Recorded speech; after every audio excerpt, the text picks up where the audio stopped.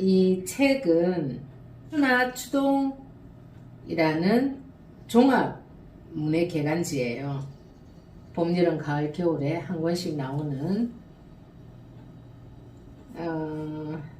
시조시인 나순옥 선생님 휘하에 제가 지금 시조를 열심히 배우러 다닌답니다.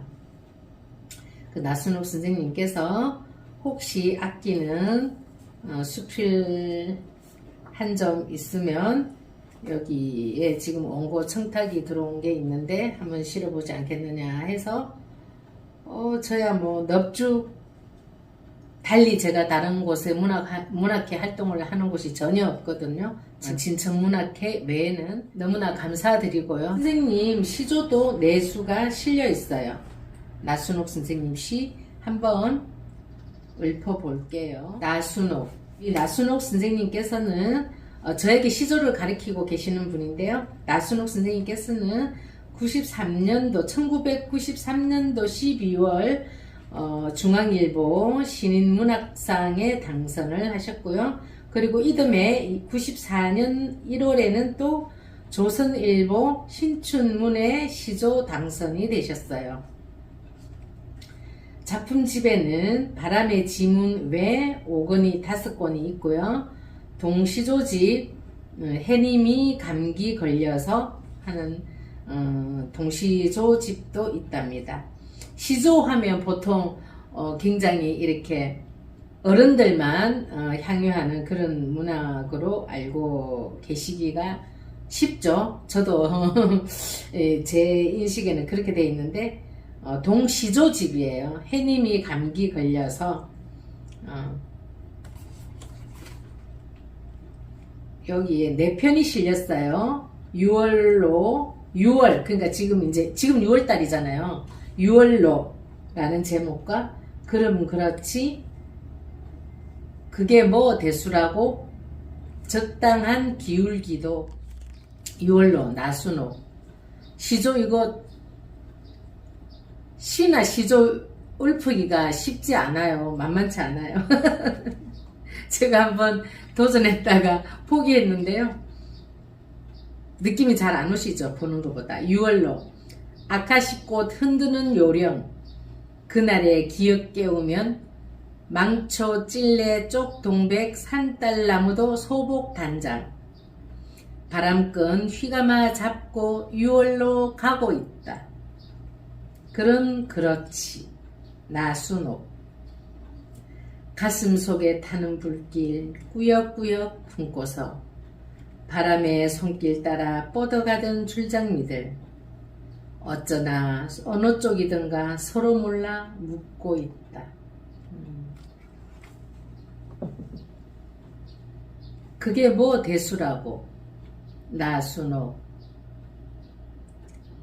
예쁘다 못생겼다 가졌다 못 가졌다 잘한다 잘못한다 잘 안다 잘 모른다 그래서 그게 뭐 대수라고 강산도 바꾸는 세월 앞에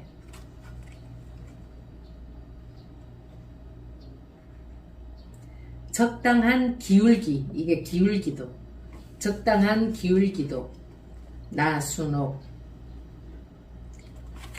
수십억 명 태우고도 어지럽지 않게 돌아주는 지구 적당히 기울여져서 계절 변화 끌어주지 자네 그 꼿꼿함만으로 숙인 눈빛 살피겠나? 당신에게 하신 말씀인 것 같아요. 우리 나 선생님께서 매우 꼿꼿하시거든요. 적당한 기울기도 수십억 명 태우고도 어지럽지 않게 돌아주는 지구 적당히 기울여져서 계절 변화 끌어주지 자네 그 꼿꼿함만으로 숙인 눈빛 살피겠나? 글쓰기는 진짜 돈 안 드는 취미생활이에요. 예. 또 돈 안 들지 혼자서 할 수 있지 뭐 또 속이 후련해요. 뭐 마치 우리가 이렇게 음식을 먹고 체했을 때 그 내부의 그 답답한 어떤 그런 이 위에서 어떤 불순물을 개워놓는 것처럼 그렇게 시원하답니다. 이제 제 작품을 한번 읊어볼게요. 호플론. 호플론 최아영. 일터 앞 계단을 오르다 자칫 넘어질 뻔하였다. 발집게에서 넉장거리를 놓고 있는 어떤 녀석 때문이었다. 저 때문에 발을 헛디뎌 위험했을 이 상황을 아는지 모르는지 딴청을 부리고 있는 모습이 사뭇 고약스럽기까지 하다. 하긴 이 녀석 또한 많이 놀랐을지 모를 일이긴 했다. 나는 무사했지만 이놈이 혹시 다친 곳이 없나 살펴보았다. 좀 지쳐 보이긴 했으나 부러질 뻔했을 뼈다귀라고는 하나 있어 보이지 않았기에 다행이다 싶었다. 그런데 뼈마디 하나 없는 그의 몸뚱어리가 진정 다행한 일이었는가에 대해서는 약간의 의문이 들기도 했다. 그의 몸뚱어리를 둘러싸고 있는 물질이 아무리 투명한 외피였다고 치더라도 놈의 속살들을 적나라하게 보게 된 내가 오히려 민망했다. 시루라기 하나 걸치지 않은 채 배밀이를 하며 궁실거리는 그의 행보가 척이 딱해 보이긴 하였으나 아무것도 물어볼 수가 없었다. 도대체 어디서부터 왔는지, 그리고 지금은 어디를 향해 가고 있는 것인지. 내가 기억하고 있는 비슷한 종족들 중에는 작지만 깊은 동굴 하나씩 등허리에 꿰차고 있는 것들도 있던데 이분께서는 좀 달라 보였다. 그렇다면 혹시 이분이 바로 그분인 걸까? 풍찬 노숙도 마다 않을 포복정진이 마치 해탈한 성자와도 같다고 했던 바로 그 최민자 작가의 홈리스 민달팽이 말이다. 이들 종족은 본디 느리고 굼떠 어떠한 공격도 방어도 용이하지 않을 것 같다. 오죽하면 해탈한 성자라고 했을까? 그렇지만 이들에게도 그들만의 필살기가 있다는 것을 알게 된 것은 그리 오래되지 않았다. 그것은 바로 칼날 같은 뾰족한 곳도 피를 보지 않고도 잘 넘나들 수 있다고 하니 그 생존 방식 또한 놀라울 일이긴 하다. 사력을 다해 옴찔그리고 가는 그를 내려다보고 있자니 수일 전 건물 외벽 여기저기 살충제를 뿌려댄 일이 문득 생각이 났다. 하지만 별일 있으랴 싶었다. 한두 시간이 지났을까?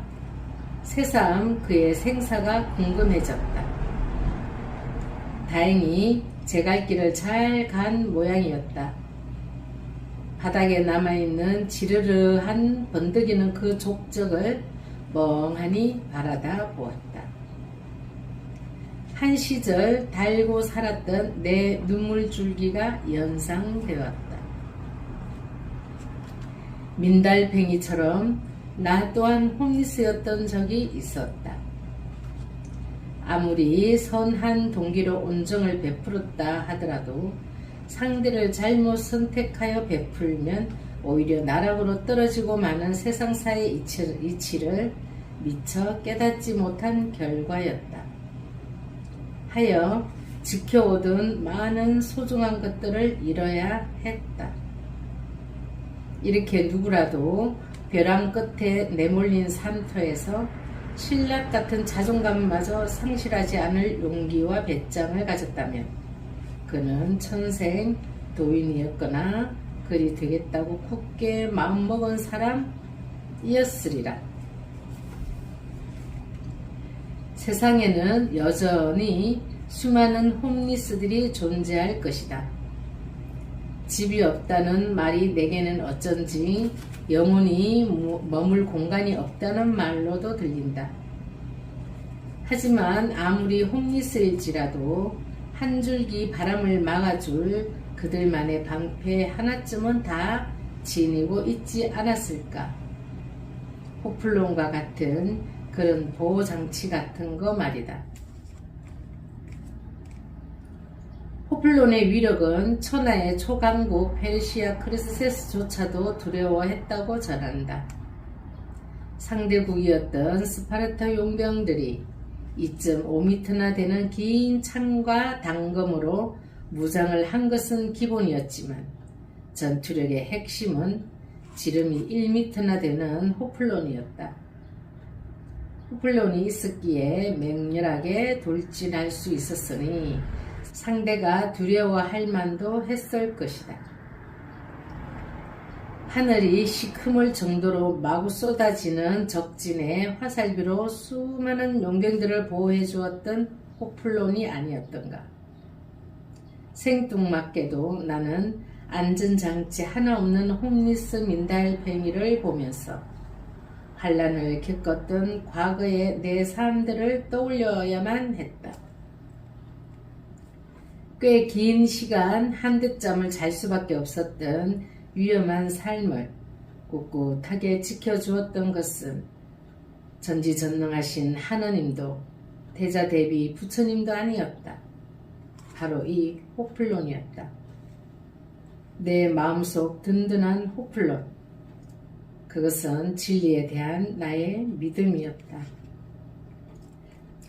부지런한 자에게 세상은 침묵하지 않는다 라고 했던 선인의 말씀대로 신념 또한 운명을 배신하지 않았다. 가도 끝이 보이지 않아 그만 주저앉고 싶을 때마다 고추 일으켜 세워주었던 나만의 호플론. 그것은 자신을 신뢰하는 확고한 믿음이었다. 교과서에서의 어느 상용구처럼 희망을 버리지 않고 어려움을 극복해 나가면 반드시 밝은 날이 오고야 말 것이라는. 조금도 틀리지 않았다. 교과서도 나의 호플론도. 시덥잖은 얘기 끝까지 들어주셔서 감사하고요. 손님이 또 이제 들기 전에 준비해야죠. 저도 이제.